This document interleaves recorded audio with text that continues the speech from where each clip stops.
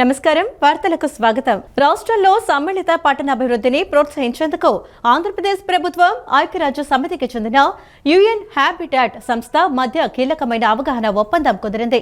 2028లో మెక్సికోలో జరిగే 14వ world urban forum సదస్సులో AP సాధించిన విజయాలను అంతర్జాతీయ వేదికపై ప్రదర్శించాలని నిర్ణయించారు. అమరావతిని ప్రపంచ స్థాయి అత్యుత్తమ విధానాలతో గ్రీన్ ఫీల్డ్ నగరంగా నిర్మిస్తున్నామని సీఎం చంద్రబాబు స్పష్టం చేశారు. రాష్ట్రంలో సమ్మిళిత పట్టణాభివృద్ధిని ప్రోత్సహించేందుకు ఆంధ్రప్రదేశ్ ప్రభుత్వం ఐక్యరాజ్య సమితికి చెందిన యుఎన్ హ్యాబిటాట్ సంస్థ మధ్య కీలకమైన అవగాహన ఒప్పందం కుదిరింది. ముఖ్యమంత్రి Chandrababu Naidu UN Habitat executive director Anaclaudia Rossbach సమక్షంలో ఏపీ పురపాలక శాఖ ఈ వ్యూహాత్మక ఒప్పందంపై సంతకాలు చేసింది. ఈ ఒప్పందంలో భాగంగా surge AP, rise AP, uplift AP విధానాల కింద అమరావతిలో పట్టణ వ్యవహారాలపై ఒక సెంటర్ ఆఫ్ ఎక్సలెన్స్ ను ఏర్పాటు చేయనున్నారు. పట్టణ పేదరిక నిర్మూలన, పేదల జీవనోపాధి మెరుగుదల, ప్రాంతీయ ఆర్థిక వృద్ధి కోసం వ్యూహాత్మక ప్రణాళికలు, వాతావరణ మార్పులను తట్టుకునే సుస్థిర వాతావరణ వ్యవస్థల నిర్మాణం, డిజిటల్ గవర్నెన్స్, మున్సిపల్ ఫైనాన్స్ వంటి రంగాల్లో ఉమ్మడిగా పనిచేయనున్నారు. అలాగే 2028లో మెక్సికోలో జరిగే 14వ వరల్డ్ అర్బన్ ఫోరం సదస్సులో ఏపీ సాధించిన విజయాలను అంతర్జాతీయ వేదికపై ప్రదర్శించాలని నిర్ణయించారు. ఈ సందర్భంగా ముఖ్యమంత్రి చంద్రబాబు నాయుడు మాట్లాడుతూ అమరావతిని ప్రపంచ స్థాయి అత్యుత్తమ విధానాలతో గ్రీన్ ఫీల్డ్ నగరంగా నిర్మిస్తున్నామని స్పష్టం చేశారు. పేదరిక నిర్మూలనకు రోడ్ మ్యాప్ తో ముందుకు సాగుతున్నామని, జీవన ప్రమాణాలను పెంచేందుకు P4 కార్యక్రమాన్ని అమలు చేస్తున్నామని వివరించారు. అర్బన్ ప్లానింగ్, డిజిటల్ గవర్నెన్స్ లో డేటా ఆధారిత నిర్ణయాలు తీసుకుంటున్నామని, పర్యావరణ సంరక్షణ కోసం గ్రీన్ ఎనర్జీకి ప్రాధాన్యం ఇస్తున్నామని తెలియజేశారు. మరోవైపు రాజధాని అమరావతి నిర్మాణం సీఎం చంద్రబాబు విజన్ కు ప్రతిరూపమని UN Habitat executive director Anaclaudia రోజ్బాక్ కొనియాడారు. వ్యర్థాల నిర్వహణ, వాయు కాలుష్య నియంత్రణ, బహిరంగ ప్రదేశాల అభివృద్ధి వంటి అంశాలపై ఏపీతో కలిసి పనిచేస్తామని, ఈ ఒప్పందం 2036 నాటికి పునరుత్పాదక ఇంధన రంగంలో మార్పులకు సహకరిస్తుందని ఆమె పేర్కొన్నారు. ఈ కార్యక్రమంలో పురపాలక శాఖ మంత్రి పి. నారాయణ, ముఖ్య కార్యదర్శి సురేష్ కుమార్ తదితర ఉన్నతాధికారులు పాల్గొన్నారు.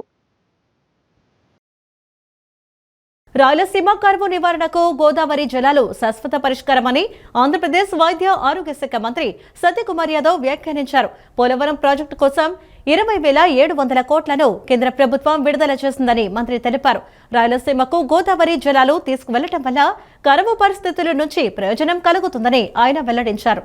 రాయలసీమ కరువు నివారణకు గోదావరి జలాలు శాశ్వత పరిష్కారమని ఆంధ్రప్రదేశ్ వైద్య ఆరోగ్య శాఖ మంత్రి సత్యకుమార్ యాదవ్ వ్యాఖ్యానించారు. పోలవరానికి కేంద్రం భారీ మద్దతు ఇస్తోందని పేర్కొన్నారు. పోలవరం ప్రాజెక్టు సందర్శన యాత్రపై బీజేపీ ఏపీ అధ్యక్షుడు పివిఎన్ మాధవ్, మంత్రి సత్యకుమార్ యాదవ్, కేంద్ర మంత్రి Bhupathiraju Srinivas Varma, MP Purandeswari, MLA Nallamilli Ramakrishna Reddy media సమావేశం ఏర్పాటు చేశారు. ఈ సందర్భంగా మంత్రి సత్యకుమార్ మాట్లాడారు. పోలవరం ప్రాజెక్టు కోసం 20,700 కోట్ల రూపాయలను కేంద్ర ప్రభుత్వం విడుదల చేసిందని మంత్రి తెలియజేశారు. మరో 30,000 కోట్ల రూపాయలు ఇచ్చేందుకు కూడా కేంద్రం అంగీకరించిందని చెప్పుకొచ్చారు. రాయలసీమకు గోదావరి జలాలు తీసుకెళ్లడం వల్ల కరువు పరిస్థితుల నుంచి ప్రయోజనం కలుగుతుందని వెల్లడించారు. బీజేపీ పోలవరం సందర్శన యాత్రలో లోటుపాట్లను పరిష్కరిస్తామని మంత్రి సత్యకుమార్ పేర్కొన్నారు. అనంతరం బీజేపీ రాష్ట్ర అధ్యక్షులు పివిఎన్ మాధవ్ మాట్లాడుతూ వైసీపీ అధినేత వైఎస్ జగన్మోహన్ రెడ్డి హయాంలో పోలవరం ప్రాజెక్టు నిర్లక్ష్యానికి గురైందని తెలిపారు. పోలవరం ప్రాజెక్టుకు సంబంధించి 80% పనులు పూర్తి అయ్యాయని వివరించారు. 10 రోజుల్లో ఎడమ ప్రధాన కాలువ నుంచి నీళ్లు విడుదల చేస్తామని మాధవ్ వెల్లడించారు. అయితే గతంలో 2014-19 మధ్య విభజన చట్టంలో ఇది 90% కేంద్ర ప్రభుత్వం, 10% రాష్ట్రం అంటే 2016లో మళ్ళీ నరేంద్ర మోడీ గారి ప్రభుత్వం దీన్ని 100% కేంద్రమే నిధులు ఇస్తుంది, పూర్తిగా జాతీయ ప్రాజెక్టుగా ప్రకటించి మేమే నిర్మిస్తామని చెప్పడం, తదను అనుగుణంగా రాష్ట్రానికి నిర్మాణ పనులు అప్పచెప్పడం కూడా మనం చూసాం. 2014-19 మధ్య నిధులు నిరంతరాయంగా విడుదల కావడం, ఆనాటి ముఖ్యమంత్రి చంద్రబాబు నాయుడు గారు దాన్ని దాదాపు 70% పోలవరం పనులు పూర్తి చేయడం కూడా జరిగింది. అయితే దురదృష్టవశాత్తు 2019-24 మధ్య వచ్చిన ప్రభుత్వం రీటెండరింగ్ పేరుతో అవినీతికి పాల్పడి దాదాపు 2,600 కోట్లు నష్టం చేసేలాగా చేయడమే కాకుండా పూర్తిగా నిర్లక్ష్యం వహించిన కారణంగా డయాఫ్రమ్ వాల్ కొట్టుకుపోవడం కూడా మనం చూసాం. దానికి కూడా ఇవాళ మళ్ళీ కేంద్రం అదనంగా 1000 కోట్లు ఇచ్చింది. అయితే ఆ సందర్భంలో దాదాపు 8,700 కోట్లు కేంద్ర ప్రభుత్వం ఆనాడు రాష్ట్రానికి మంజూరు చేసినప్పటికీ కూడా ఆ ఏమాత్రం చిత్తశుద్ధి లేని జగన్మోహన్ రెడ్డి గారి ప్రభుత్వం పనులు చేయకపోయా డయాఫ్రమ్ వాల్ కొట్టుకుపోయేలాగా చేశారు. అయితే మళ్ళీ కూటమి ప్రభుత్వం రావడం, ముఖ్యమంత్రిగా చంద్రబాబు నాయుడు గారు వచ్చిన తర్వాత అదే వేగంతో ఇవాళ పనులు చేస్తూ 89% పనులు పూర్తి చేయడం జరిగింది. ఈ రాబోయే రోజుల్లో వాటిని పూర్తి చేసే దిశగా మొత్తం 30,000 కోట్లకి మొదటి దశకి కేంద్రం పూర్తిగా మంజూరు ఇవ్వడానికి 2024లో అదనంగా అంటే మొదటగా 2013-14 దీని ప్రకారం ఏదైతే ఒప్పందం ప్రకారం 20,000 కోట్లు ఇవ్వాల్సిందో 18,000 చిల్లర కోట్లు ఇవ్వాల్సింది దానికి అదనంగా 12,000 కోట్లు ఇస్తూ కేబినెట్ దాని ఆమోదం తెలపడం. 2014 ఏదైతే ఆంధ్రప్రదేశ్ యొక్క విభజన ఏదైతే అనివార్యమైందో ఆ నేపథ్యంలో ఏపీ రీఆర్గనైజేషన్ యాక్ట్ దాంట్లో ఏ అంశాలు ఉండాలి ఆ అంశాలన్నీ కూడా తీసుకురావడంలో భారతీయ జనతా పార్టీ ఆ యొక్క పాత్ర పోషించడం జరిగింది. ఆ యొక్క విభజన చట్టంలో అతి ముఖ్యమైన అంశం పోలవరాన్ని తీసుకోవడం జరిగింది. పోలవరం సంబంధించిన అంశాన్ని లేకుండా ఆ యొక్క విభజన చట్టం పూర్తి కాదు. దాంట్లో అతి ముఖ్యమైన అంశం ఏదైతే తెలంగాణకి ఆంధ్రాకి అది ఏదైతే సంకట పరిస్థితిలో ఉన్న ఆ యొక్క ముంపు మండలాల్ని పూర్తి స్థాయిలో కలపడంతో ఆ యొక్క ప్రయాణం ప్రారంభమైంది. అడుగు పడటంలో కూడా ఆ రోజు జాతీయ నాయకత్వం, రాష్ట్ర నాయకత్వం చూపిన చొరవ కారణంగా అవి పూర్తి స్థాయిలో కలవటం, దాని తర్వాత విభజన చట్టంలో అనేక అంశాలు, అన్ని అంశాలతో పాటు అది జాతీయ ప్రాజెక్టుగా గుర్తించి ముందుకు తీసుకెళ్లాలనే నేపథ్యం 2014లో నరేంద్ర మోడీ గారి నేతృత్వంలో ఎన్డీఏ ప్రభుత్వ ఆధ్వర్యంలో తీసుకున్న తొలి నిర్ణయమే, మొదటి నిర్ణయం ఏదైనా ఉందంటే అది ముంపు మండలాలు కలిపే విధంగా అక్కడ ఆర్డినెన్స్ని తీసుకురావటం, తర్వాత గెజెట్ నోటిఫికేషన్ ఇవ్వటం, ఆ విధంగా 2 ప్రాంతాలు అంగీకారమే ఆ యొక్క అడుగు పడింది. అది కానీ ఏపీలో డిజిటల్ విద్య అమలుకు చేపట్టిన సంస్కరణలు బాగున్నాయని కేంద్ర ప్రభుత్వం ప్రశంసించింది. ఢిల్లీలో జరిగిన ఆధార్ ఆధారిత డిజిటల్ పబ్లిక్ ఇన్ఫ్రాస్ట్రక్చర్ సమావేశంలో Samagra Shiksha state project director B Srinivasa Rao పాల్గొన్నారు. డీబీటీ విధానంలో తల్లికి వందనం నగదు పంపిణీ చేస్తున్నామని, పీఎం శ్రీ పథకం అమలు, శానిటరీ నాప్కిన్స్, ఉపకర వేతనాలు, రవాణా సదుపాయాలు ఒకే డిజిటల్ నెట్వర్క్ పరిధిలోకి తీసుకొచ్చినట్లు వివరించారు. ఆంధ్రప్రదేశ్ విద్యాశాఖలో అమలవుతున్న డిజిటల్ సంస్కరణలను సమగ్ర శిక్ష రాష్ట్ర ప్రాజెక్ట్ డైరెక్టర్ బి శ్రీనివాసరావు ఢిల్లీలోని కేంద్ర విద్యాశాఖ ఉన్నతాధికారుల సమావేశంలో వివరించారు. రాష్ట్రంలో ప్రతి ప్రభుత్వ ప్రయోజనాన్ని అర్హులైన విద్యార్థులకు సకాలంలో పారదర్శకంగా అందించడమే లక్ష్యంగా సాంకేతికతను జోడించినట్లు ఆయన పేర్కొన్నారు. ఒకే విద్యార్థి ఒకే ఆధార్ నినాదంతో ప్రవేశపెట్టిన ఆధార్ ఆధారిత డిజిటల్ పబ్లిక్ ఇన్ఫ్రాస్ట్రక్చర్ ద్వారా లబ్ధిదారులకు నేరుగా సేవలు అందుతున్నాయని తెలియజేశారు. ఈ విధానం ద్వారా తల్లికి వందనం నగదు బదిలీతో పాటు పీఎం శ్రీ శానిటరీ నాప్కిన్స్ పంపిణీ, స్కాలర్షిప్లు, రవాణా సదుపాయాలు వంటి 8కి పైగా విభిన్న పథకాలను ఒకే డిజిటల్ నెట్వర్క్ కిందికి తెచ్చినట్లు వివరించారు. దీనివల్ల నకిలీ లబ్ధిదారులు రికార్డుల లోపాలను అధిగమించగలిగామని తెలియజేశారు. అలాగే విద్యార్థులకు అందించే సర్వేపల్లి రాధాకృష్ణన్ విద్యార్థి మిత్ర కిట్ల సరఫరా విధానాన్ని విజయవాడ కార్యాలయం నుండి వీడియో కాన్ఫరెన్స్ ద్వారా అధికారులకు ప్రదర్శించారు. స్కూల్లో కిట్ సిద్ధంగా ఉందని హెడ్ మాస్టర్ నిర్ధారించాక తల్లిదండ్రుల మొబైల్కు ఎస్ఎంఎస్ వెళ్తుందని, పంపిణీ సమయంలో బయోమెట్రిక్ లేదా ఆధార్ ఓటీపీ ద్వారా ధృవీకరించి డిజిటల్ రసీదు ఇస్తామని వివరించారు. తయారీ కేంద్రం నుండి పాఠశాల వరకు సరుకు రవాణాను పర్యవేక్షించేందుకు రియల్ టైం మానిటరింగ్ డాష్బోర్డ్ను ఏర్పాటు చేయడం వల్ల ప్రతి స్థాయిలో జవాబుదారీతనం పెరిగిందన్నారు. ఏపీ ప్రభుత్వం అవలంబిస్తున్న ఈ పారదర్శక సాంకేతిక విధానాలను కేంద్ర విద్యాశాఖ ఉన్నతాధికారులు అభినందించారు. రాష్ట్రాన్ని ఆదర్శంగా తీసుకుని ఈ విధానాన్ని జాతీయ స్థాయిలో అమలు చేసేందుకు సూచనలు చేస్తామని ఈ సందర్భంగా వారు పేర్కొన్నారు. కూటమి సమన్వయ కమిటీ పలు నిర్ణయాలు తీసుకుంది. సోమవారంలోపు అసెంబ్లీ, పార్లమెంటు స్థాయిలో కమిటీల ఏర్పాటు చేయాలని, ప్రతి 15 రోజులకు ఒకసారి సమన్వయ కమిటీ సమావేశాలు నిర్వహించాలని నిర్ణయం తీసుకుంది. ముందుగా మున్సిపల్ ఎన్నికలు ఉన్నందున వాటిపై దృష్టి సారించాలని, ఎన్డీఏ శ్రేణులు క్షేత్రస్థాయిలో మరింత సమన్వయంతో పనిచేయాలని నిర్ణయించారు. పెండింగ్ లో ఉన్న నామినేటెడ్ పదవులు త్వరగా భర్తీ చేయాలని నిర్ణయం తీసుకున్నారు. స్థానిక ఎన్నికల్లో విజయమే లక్ష్యంగా కూటమి పార్టీలు ముందుకు సాగాలని ఎన్డీఏ పక్షాల సమక్షంలో నాయకులు నిర్ణయం తీసుకున్నారు. ఇందుకోసం 3 పార్టీలు మరింత సమన్వయంతో ముందుకు సాగాలని అనుకున్నారు. అది నాయకుల స్థాయిలో మంచి సమన్వయం ఉన్న క్షేత్ర స్థాయిలో అది ప్రతిబింబించడం లేదని, దీన్ని అధిగమించేందుకు తీసుకోవాల్సిన చర్యలపై కూటమి నేతలు చర్చించారు. బుధవారం రాత్రి ఎన్డీఏ కూటమి పక్షాల సమన్వయ కమిటీ సమావేశం జరిగింది. తాడేపల్లిలోని టీడీపీ రాష్ట్ర అధ్యక్షుడు పల్లా శ్రీనివాసరావు నివాసంలో జరిగిన ఈ సమావేశంలో మంత్రి నిమ్మల రామానాయుడు, బీజేపీ రాష్ట్ర అధ్యక్షుడు పీవీఎన్ మాధవ్, మంత్రి సతీకుమార్, జనసేన నుంచి మంత్రి నాదెండ్ల మనోహర్, ఎమ్మెల్సీ హరిప్రసాద్ పాల్గొన్నారు. స్థానిక సంస్థల ఎన్నికల నేపథ్యంలో కూటమి పార్టీల మధ్య సమన్వయాన్ని మరింత బలోపేతం చేయడంపై సుదీర్ఘ చర్చ జరిగింది. జిల్లా నుంచి గ్రామ స్థాయి వరకు సమన్వయ కమిటీలు ఏర్పాటుపై చర్చించారు. ముందుగా పార్లమెంట్ లేదా జిల్లా స్థాయిలో ఓ కమిటీ, అసెంబ్లీ స్థాయిలో మరో కమిటీని ఏర్పాటు చేయాలని నిర్ణయించారు. పార్లమెంటు లేదా జిల్లా కమిటీలో 3 పార్టీల జిల్లా అధ్యక్షులు, ఎంపీ, ఆ పార్లమెంటు పరిధిలోని ఎమ్మెల్యేలు, అసెంబ్లీ ఇన్ఛార్జీలు సభ్యులుగా ఉంటారు. ఈ కమిటీలో సుమారు 27 మంది ఉంటారు. తర్వాత అసెంబ్లీ స్థాయిలో కమిటీలను ఏర్పాటు చేస్తారు. దీనిలో కూటమి పార్టీ ఎమ్మెల్యే, నియోజకవర్గ ఇన్ఛార్జీలు సభ్యులుగా ఉంటారు. 3 పార్టీలకు చెందిన మండల పార్టీల అధ్యక్షులు ఈ కమిటీలోనే సభ్యులుగా ఉంటారు. దీంతో మండల స్థాయి కమిటీల అవసరం ఉండదని నేతలు అభిప్రాయపడ్డారు. క్షేత్రస్థాయిలో సమన్వయ బాధ్యతను ఈ కమిటీలు తీసుకోవాలి. జోనల్ స్థాయిలోనూ సమన్వయ కమిటీల ఏర్పాటుపై ఈ భేటీలో చర్చ జరిగిన ఒక్క టీడీపీలో తప్ప మిగిలిన 2 పార్టీల్లో జోనల్ వ్యవస్థ లేకపోవడంతో ఈ కమిటీలు అవసరం లేదని భావించారు. రాష్ట్ర స్థాయిలో ప్రస్తుత సభ్యులతో ఉన్న సమన్వయ కమిటీ ప్రతి 2 వారాలకు ఒక్కసారి భేటీ కావాలని నిర్ణయించారు. పార్లమెంట్, అసెంబ్లీ సమన్వయ కమిటీలను 18 నాటికి ఏర్పాటు చేయనున్నారు. రామాయపట్నం, మచిలీపట్నం, మూలపేట ఓడరేవుల నిర్మాణ పనులను వీలైనంత త్వరగా పూర్తి చేసి డిసెంబర్ 2026 నాటికి అందుబాటులోకి తీసుకురావడమే లక్ష్యమని మౌలిక సదుపాయాల శాఖ ప్రత్యేక ప్రధాన కార్యదర్శి ఎంటీ కృష్ణబాబు తెలిపారు. రామాయపట్నం పోర్టు ద్వారా అడ్వాన్స్ ప్రీమియం రెవెన్యూ షేర్ కనీస గ్యారంటీ ఆదాయం కింద ప్రభుత్వానికి భారీ దీర్ఘకాలిక ఆదాయం సమకూరుతుందని వివరించారు.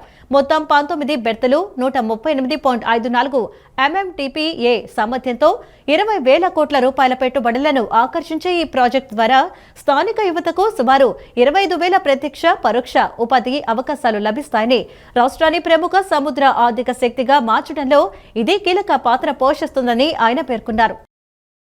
ఇప్పుడు ఆల్మోస్ట్ మనం డిసెంబరు కొన్ని 2 పోర్ట్స్ డిసెంబరు, మార్చి మనం మచిలీపట్నం పోర్టు కంప్లీట్ చేయడానికి ప్లాన్ చేస్తున్నాము. సో దీనికి సైమల్టేనియస్గా మనం మెకనైజేషన్ బర్త్స్ మనం 4 బర్త్స్ మనం కట్టడం జరిగింది.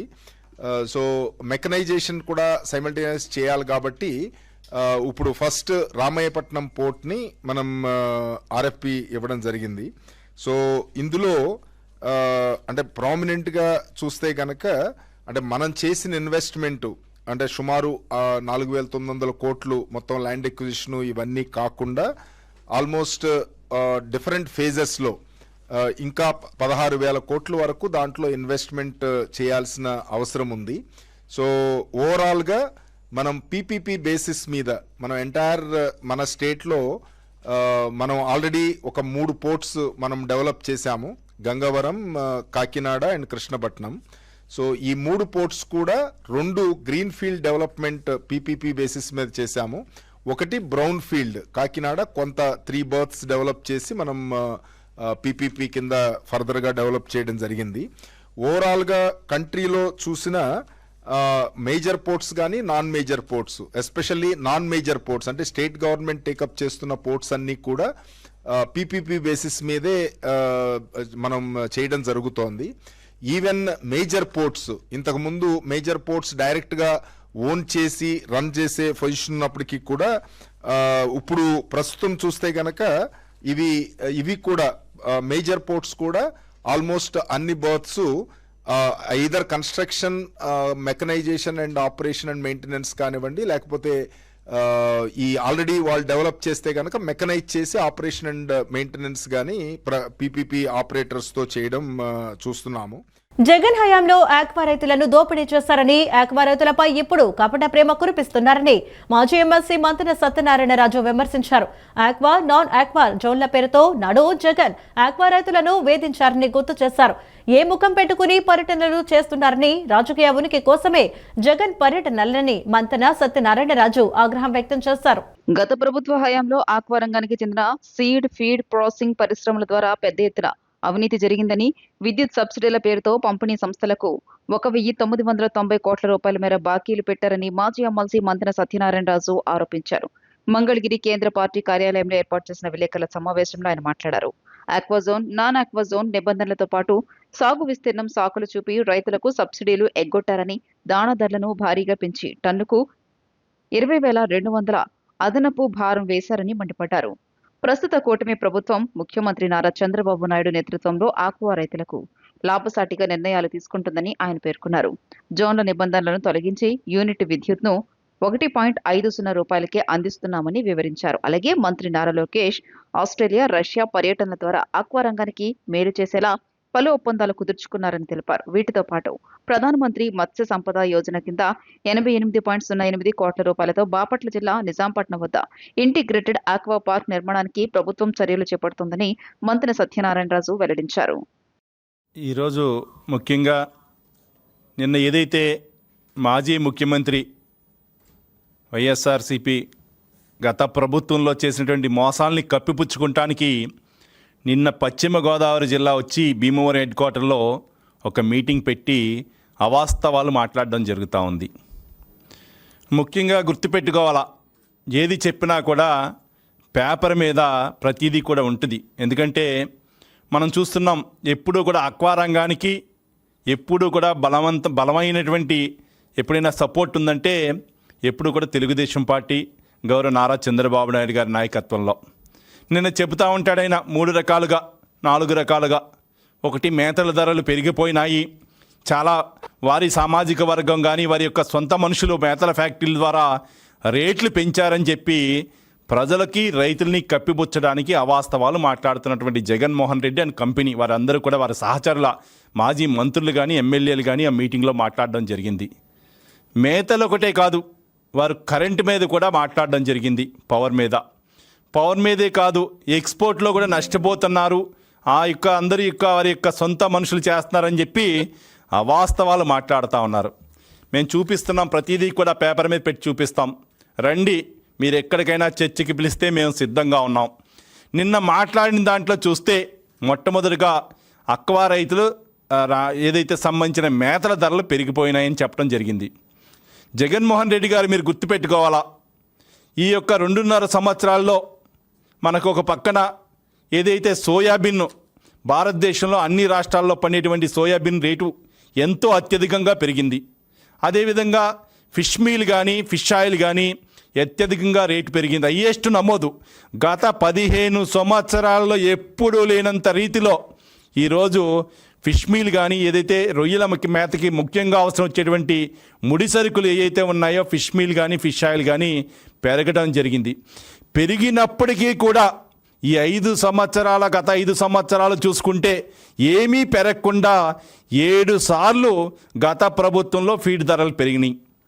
7 సార్లు పెరిగినప్పుడు 4 సార్లు కూర్చోబెట్టి అవసరం లేకుండా పెంచినటువంటి రేట్లను 4 సార్లు కూర్చుని మేము తగ్గించామని ప్రగాఢ పలుకుతా ఉన్నారు. శ్రీ సత్యసాయి జిల్లాలోని చారిత్రాత్మక రామగిరి బంగారం గనులను పునరుద్ధరించడానికి రాష్ట్ర ప్రభుత్వం సిద్ధమవుతోందని ఆంధ్రప్రదేశ్ గనుల శాఖ మంత్రి కొల్లు రవీంద్ర ప్రకటించారు. ఈ ప్రాజెక్టు ద్వారా స్థానిక ప్రజలకు వందలాది ఉపాధి, జీవనోపాధి అవకాశాలు లభిస్తాయని, అలాగే ఈ ప్రాంత ఆర్థిక అభివృద్ధికి దోహదపడుతుందని పేర్కొన్నారు. శ్రీ సత్యసాయి జిల్లా రామగిరి మండలంలో మూతపడిన భారత్ గోల్డ్ మైన్ యూనిట్ ను మంత్రి కొల్లు రవీంద్ర, ఎమ్మెల్యేలు పరిటాల సునీత, ఎంఎస్ రాజు పరిశీలించారు. ఈ సందర్భంగా మంత్రి మాట్లాడుతూ రామగిరి బంగారం గన్లను తిరిగి తెరిచేందుకు అనుమతులు వచ్చాయని, త్వరలోనే టెండర్లు పిలుస్తామని ప్రకటించారు. ఇటీవల కర్నూలు జిల్లా జొన్నగిరిలో ప్రారంభించిన గనిలో టన్నుకు 1 గ్రాము బంగారం వస్తుండగా రామగిరిలో టన్నుకు 4 గ్రాముల బంగారం లభిస్తోందని ఆయన తెలియజేశారు. ఇక్కడున్న మొత్తం 4.60 లక్షల టన్నుల ఖనిజంలో దాదాపు 1,00,000 టన్నుల వరకు చోరీ అయినట్లు తెలుస్తోందని, దీనిపై విచారణ జరిపి బాధ్యులపై చర్యలు తీసుకుంటామని మంత్రి హెచ్చరించారు. అనంతరం ఎమ్మెల్యే పరిటాల సునీత మాట్లాడుతూ గత వైసీపీ ప్రభుత్వంలో వైకాపా నాయకులు ఇక్కడ నుంచి దాదాపు 1000 టిప్పర్ల విలువైన ఖనిజాన్ని అక్రమంగా తరలించారని ఆరోపించారు. రాష్ట్ర వ్యాప్తంగా కూడా గౌరవ ముఖ్యమంత్రి చంద్రబాబు నాయుడు గారి ఆదేశాలతో ఖనిజాన్వేషణ చేస్తున్నాం. దానిలో భాగంగా జిఎస్ఐ నుంచి కానీ గవర్నమెంట్ ఆఫ్ ఇండియా ఇచ్చినటువంటి నిబంధనల ప్రకారం మొత్తం కూడా అన్వేషణ చేసి క్రిటికల్ మినరల్స్ కానీ, ఒక పక్క ఐరన్ ఓర్, గోల్డ్ మైన్స్ కానీ, మ్యాగనీస్ కానీ, బైరటీస్ కానీ, ఇలా చాలా విలువైనటువంటి ఖనిజాలు మనకు ఉన్నాయి. అందుకనే మొన్న కర్నూలులో జొన్నగిరి గోల్డ్ మైన్ కూడా ఆపరేషన్ స్టార్ట్ చేయడం జరిగింది. అక్కడ రోజుకి 1 కేజీ గోల్డ్ తీస్తూ ఉన్నారు. అది ఇంకా పెరగడానికి అవకాశం కూడా ఉంది. అక్కడ యావరేజ్ చూసుకుంటే పర్ టన్ 1 గ్రామ్ వస్తుంది. కానీ ఇక్కడ పెద్దలు చెప్పినటువంటి దాని ప్రకారం చూస్తే దగ్గర 4 గ్రామ్స్ వరకు రావచ్చు అంటున్నారు. టన్ను క్రష్ చేస్తే 4 గ్రామ్స్ వరకు గోల్డ్ రావచ్చు. అంటే ఇది చాలా వైబుల్ ఉంటుంది. 1 గ్రామ్ వస్తేనే వైబుల్ ఉంటుంది. 4 గ్రామ్స్ అంటే ఇంకా ఎక్కువగా దీని మీద మనకి ఆదాయం వచ్చేదానికి అవకాశం వస్తుంది. ప్రభుత్వానికి కూడా రాయల్టీ రూపేణా కానీ, ఎన్మిట్ కానీ, అలాగే మెరిట్ కానీ, ఇలా వివిధ రూపాల్లో ప్రభుత్వానికి కూడా ఆదాయం వస్తమే కాకుండా ఇక్కడ ఎంప్లాయ్మెంట్ కూడా చాలామందికి వచ్చేదానికి అవకాశం వస్తుంది. ఈ ప్రాంతంలో పూర్తిగా ఈ ప్రాంత స్వరూపమే మారుతుంది. డెఫినెట్గా ఇక్కడ అనుబంధ పరిశ్రమలు కానీ అన్నీ రావడానికి కూడా ఎక్కువ అవకాశాలు ఉంటాయి. వాతావరణ హెచ్చుతగ్గుల వల్ల రాష్ట్రంలో ప్రస్తుతం రోజుకు 280 మిలియన్ యూనిట్ల విద్యుత్ వినియోగం జరుగుతోందని విద్యుత్ శాఖ మంత్రి గొట్టిపాటి రవికుమార్ వెల్లడించారు. ప్రభుత్వం ముందస్తు ప్రణాళికలతో వ్యవహరిస్తూ ఇటువంటి క్లిష్ట పరిస్థితులను సైతం ధీటుగా అధిగమిస్తుందని ఆయన స్పష్టం చేశారు. దేశ చరిత్రలో ట్రూ అప్ ఉంది కానీ ట్రూ డౌన్ ద్వారా భారాన్ని తగ్గించిన ఏకైక ప్రభుత్వం తమదేనని గొట్టిపాటి రవికుమార్ అన్నారు. దేశంలో ట్రూ అప్ విధానాన్ని అమలు చేసిన ప్రభుత్వాలు ఉన్నప్పటికీ ట్రూ డౌన్ అమలు చేసిన ఏకైక ప్రభుత్వం ముఖ్యమంత్రి నారా చంద్రబాబు నాయుడు నాయకత్వంలోని కూటమి ప్రభుత్వమేనని రాష్ట్ర ఇంధన శాఖ మంత్రి గొట్టిపాటి రవికుమార్ పేర్కొన్నారు. గత 2 ఏళ్లుగా విద్యుత్ ఛార్జీలు పెంచకుండా 3వ ఏడాదిలోకి అడుగుపెట్టామని 5 ఏళ్ల పాటు విద్యుత్ ఛార్జీలు పెంచబోమన్న హామీకి కట్టుబడి ఉన్నామని చెప్పారు. రాష్ట్రంలో వాతావరణ హెచ్చుతగ్గుల కారణంగా రోజుకు సుమారు 280 మిలియన్ యూనిట్ల విద్యుత్ వినియోగం నమోదవుతున్నప్పటికీ విద్యుత్ సరఫరాలో అంతరాయం లేకుండా ప్రభుత్వం ముందస్తు చర్యలు చేపడుతుందన్నారు. బలమైన గాలుల కారణంగా విద్యుత్ లైన్లకు తాత్కాలిక అంతరాయాలు ఏర్పడుతున్నా విద్యుత్ శాఖ అధికారులు వెంటనే స్పందించి సరఫరాను పునరుద్ధరిస్తున్నారని తెలియజేశారు.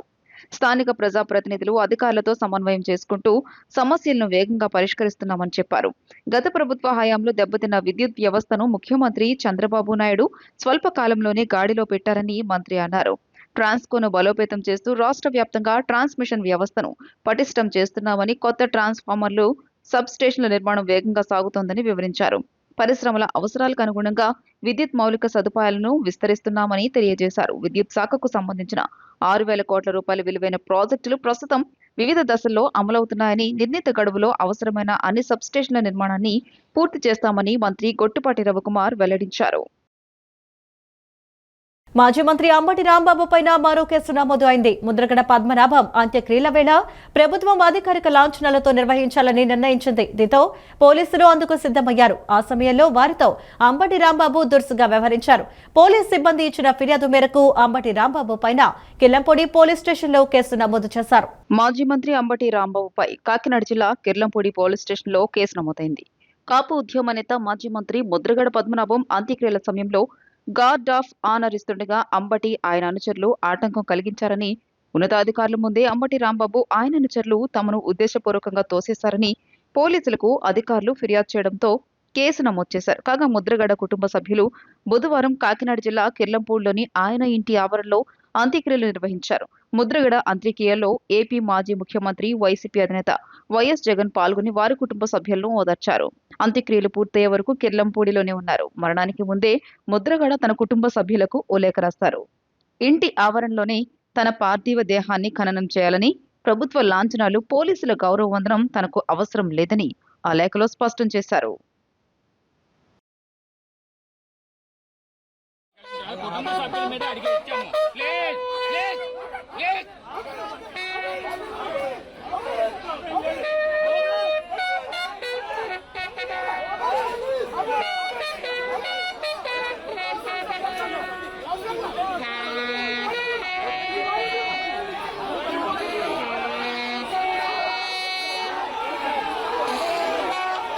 విజయవాడలోని ఆంధ్ర క్రికెట్ అసోసియేషన్ అడ్మినిస్ట్రేటివ్ కార్యాలయంలో మాజీ ఐపీఎల్ ఆటగాడు Doddapaneni Kalyan Krishna director of cricket operations గా బాధ్యతలు స్వీకరించారు.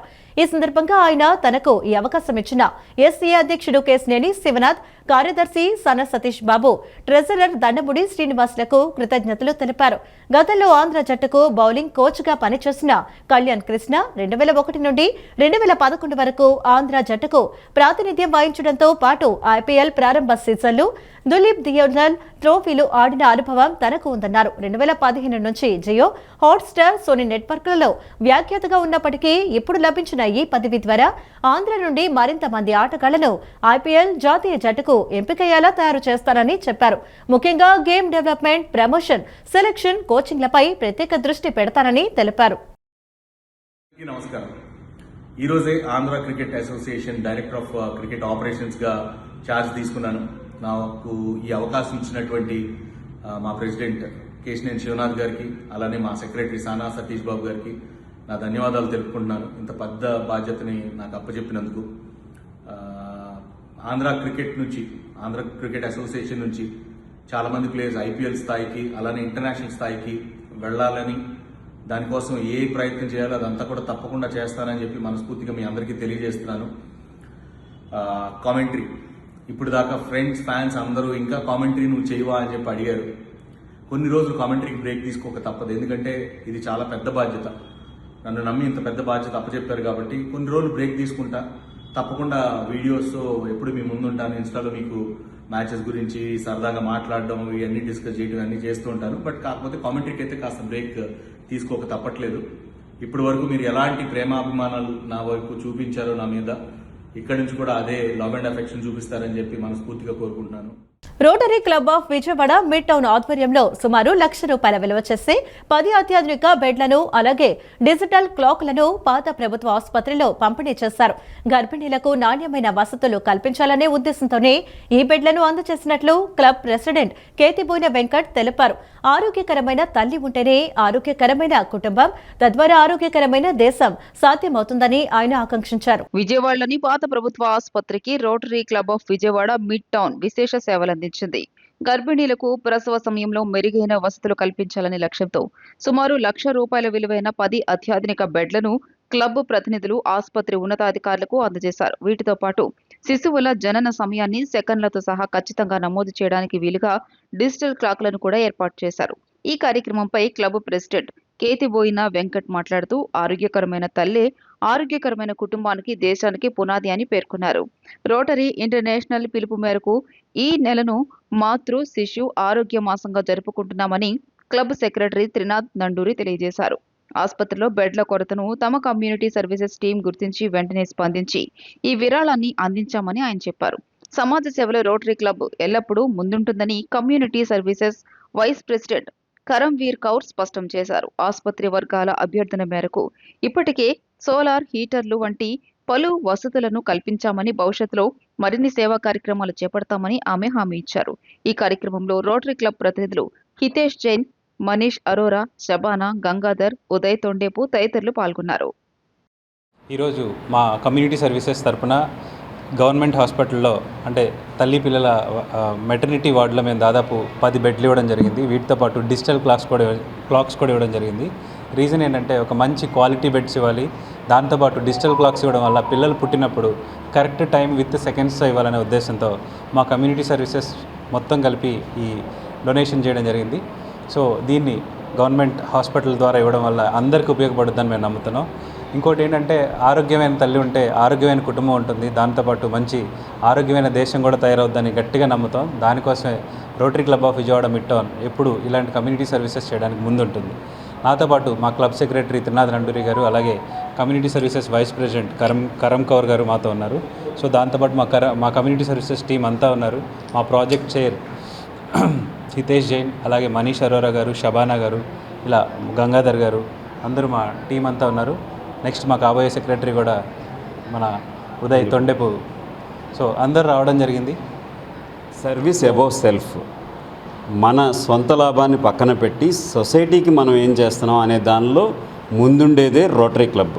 ఆ రోటరీ క్లబ్లో కూడా ప్రపంచంలోనే అతిపెద్ద క్లబ్ అయిన మా విజయవాడ మిడ్ టౌన్ తరఫున అనేక సేవా కార్యక్రమాలు మేము ప్రతిరోజు ప్రతి వారం చేస్తూనే ఉంటాం.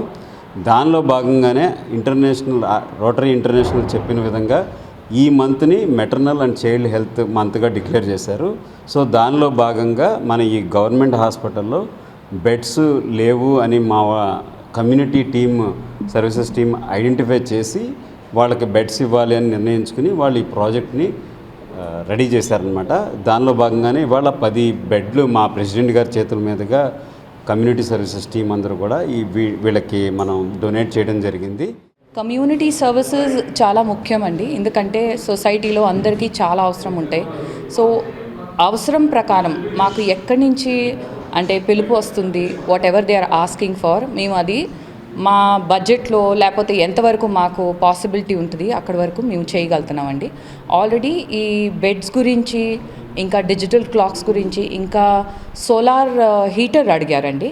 ఇట్లాంటి చాలా రకరకాలుగా సేవలు ఎక్కడెక్కడ పాసిబిలిటీ ఉంది రోటరీ తరఫు నుంచి మేము చాలా వరకు చేస్తూనే ఉంటాం. ఎందుకంటే ఇట్స్ యూజువలీ సెడ్ హ్యూమానిటీ అంటే సర్వీస్ అబవ్ సెల్ఫ్.